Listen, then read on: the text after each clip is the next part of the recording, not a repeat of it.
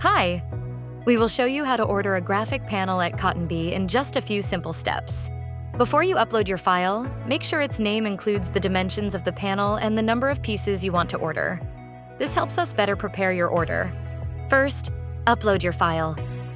For best results, prepare your design to match the maximum print width of the fabric.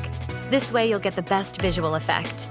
Now choose the size. Select the meter option, as this is how we process panel orders. Next step, choosing the fabric. When you select a woven or knit fabric, you'll see its maximum print width displayed. Time to adjust the file size. Use the slider to scale your design and make sure everything looks just the way it should. Now set the pattern repeat if needed. You can customize how the panel is repeated to match your preferences. Enter the number of meters. Type in how many meters of fabric you need. Remember, you're entering the total length in meters, not the number of panels. Add the order to your cart.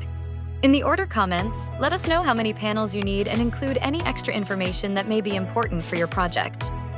And finally, payment. You can pay for your order right away or save it for later. If you choose to save it, get in touch with our customer service team to complete the process. And you're all set. Now you can enjoy your unique graphic panels. Good luck.